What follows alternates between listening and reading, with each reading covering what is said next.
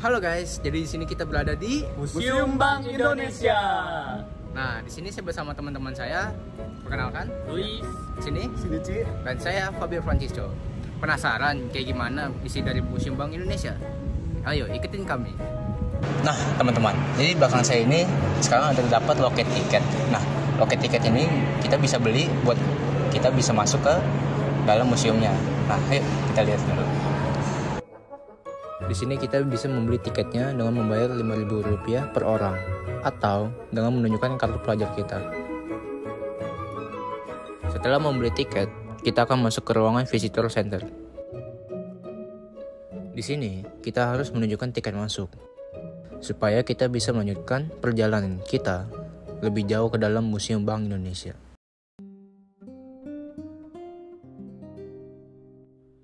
Setelah kita melewati resepsionis tadi, kita bisa melihat bahwa ada bukti peresmian Museum Bank Indonesia oleh Presiden SBY dan foto-foto Museum Bank Indonesia yang terlihat kuno.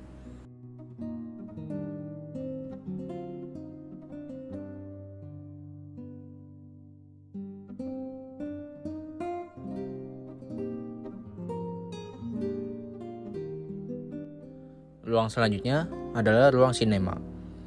Di ruang ini kita bisa melihat sejarah perkembangan mata uang di Indonesia dari dulu sampai zaman sekarang.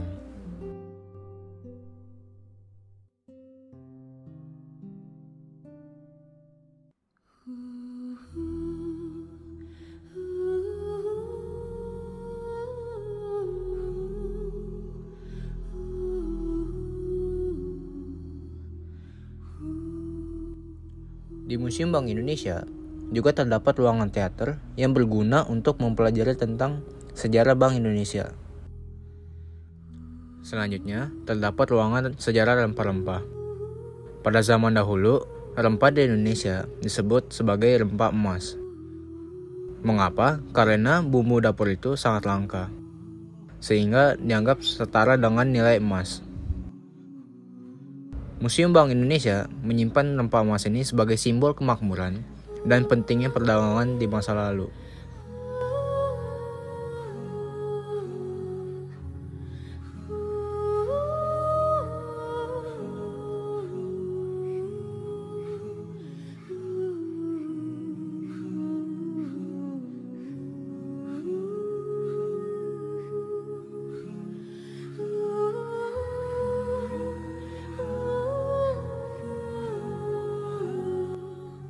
Di sini kita bisa melihat perubahan logo Bank Indonesia.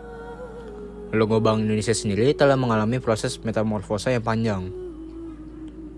Pada awal berdirinya Bank Indonesia, mereka mengadaptasikan logo De Javaste Bank dengan mengubah huruf J menjadi huruf I.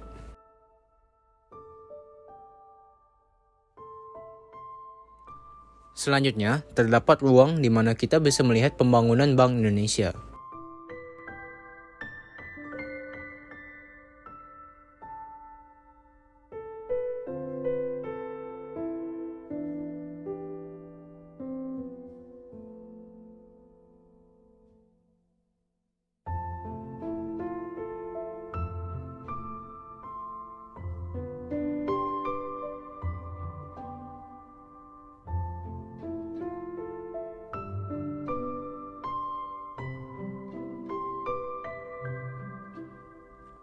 Datanglah kita di masa pemerintahannya Pak Soekarno.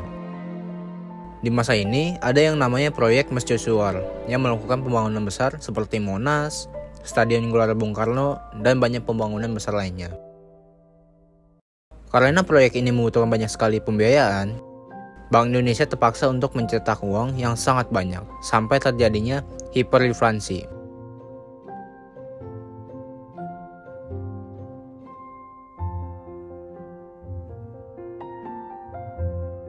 Pada periode berikutnya, Bank Indonesia mempunyai kebijakan yang bisa menanggulangi hiperinflasi ini, yaitu bernama kredit likuiditas Bank Indonesia. Bank Indonesia menjalankan kampanye Ayo Menabung, yang lalu uang tersebut disalurkan pada usaha-usaha kecil dan menengah, supaya usaha mereka bisa berkembang.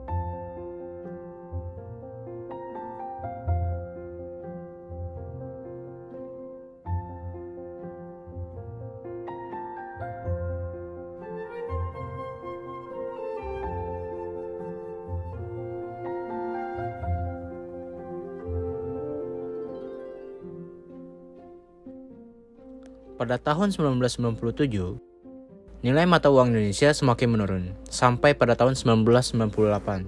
Terjadilah krisis moneter yang mengguncang ekonomi di Indonesia.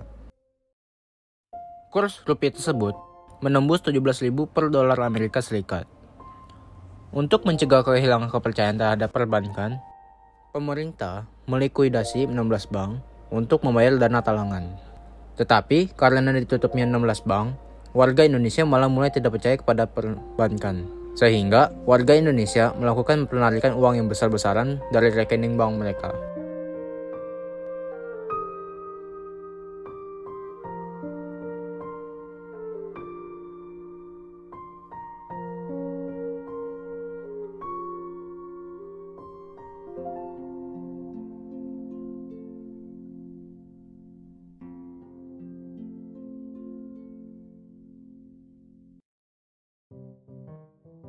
Di sini kita bisa melihat koleksi barang-barang yang berasal dari zaman krisis moneter. Terlihat sebuah motor yang sudah hancur dan mesin ATM yang dirusak oleh warga Indonesia.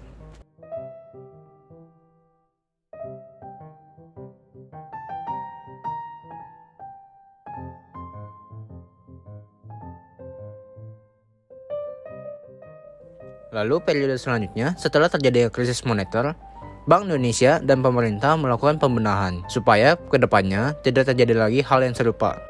Pada periode ini, dikeluarkan undang-undang yang menjadikan Bank Indonesia sebagai lembaga yang independen. Periode ini adalah periode terakhir yang ada di Museum Bank Indonesia.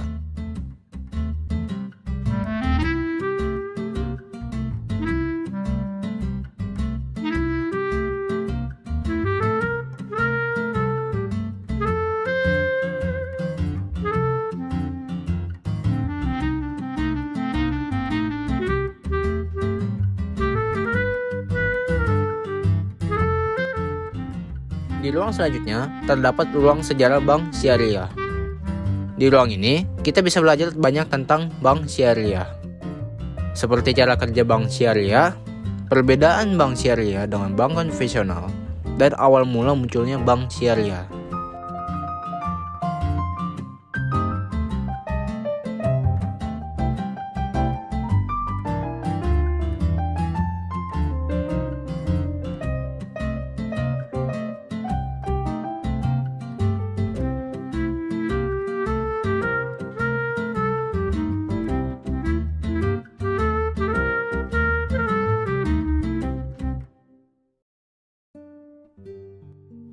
Selanjutnya, kita akan masuk ke dalam ruang direksi.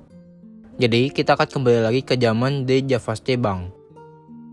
Ruang ini biasa dipakai oleh petinggi-petinggi di De Javaste Bank.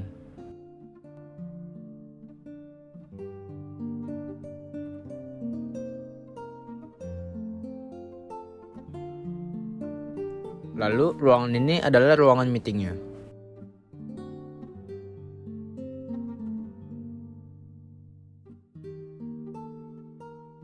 Sekarang, kita berada di ruang hijau, atau orang lain juga menyebutnya sebagai ruang perenungan. Ruang ini diwarnai warna hijau karena mereka yang merasa rileks saat melihat warna hijau. Di tembok ini terdapat foto-foto Presiden De Javaste Bank dan Gubernur Bank Indonesia. Di tengah foto tersebut, terdapat jam bandul yang sudah ada dari tahun 1928.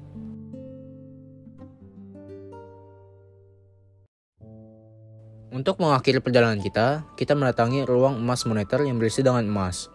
Emas yang berada di dalam ruangan ini merupakan palsu ataupun replika.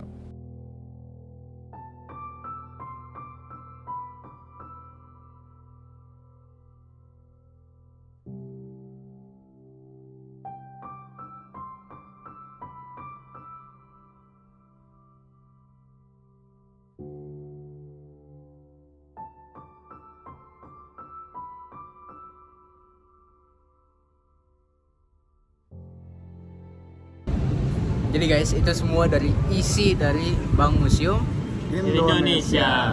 Nah, seru banget kan? Ditunggu ya yang selanjutnya. Masih.